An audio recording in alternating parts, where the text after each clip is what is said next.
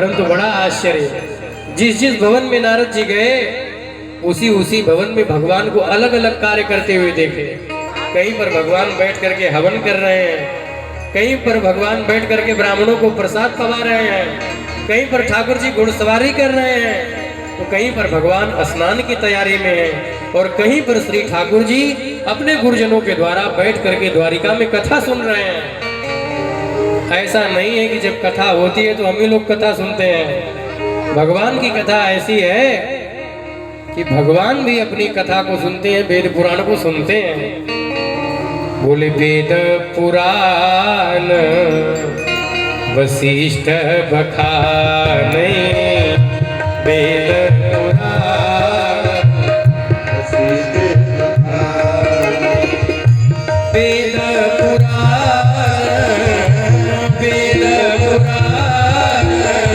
वशिष्ठ बखाने, वेद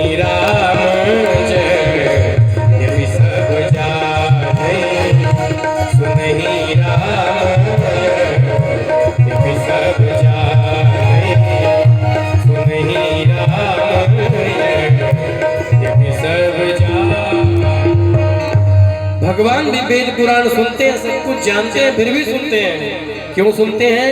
क्योंकि वेद भगवान का साक्षात स्वरूप है। कहीं पर बैठ करके कथा सुनते हुए ठाकुर जी को देखा, कहीं पर भगवान अपने मंत्रिमंडल को लेकर के मंत्रणा कर रहे थे। क्या करना है? जिस जिस जगह गए नारद जी वहां वहां पर भगवान को अलग अलग कार्य करते हुए पाया और आश्चर्य तब हुआ।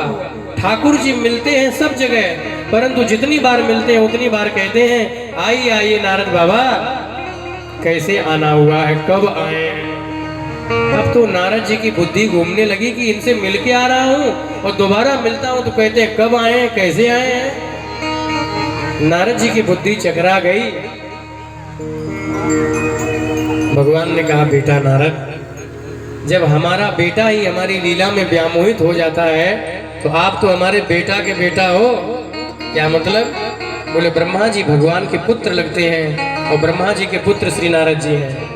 ठाकुर जी कह रहे हैं जब हमारे पुत्र स्वयं मोहित हो जाते हैं, जिनके चार चार खोपड़ी हमने दी है, वो चतुरानन ब्रह्मा भी हमारे लीला में मोहित हो जाते हैं, तो नारद जी आप तो उनके बेटा हो, आप हमारे बेटे के बेटा हो, तो आप क्यों न मोहित हो जाओगे।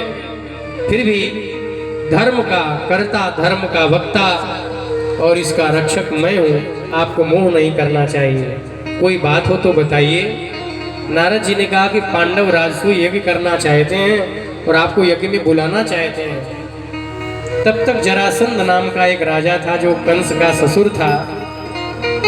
इसने 20,800 राजाओं को बंद किया था और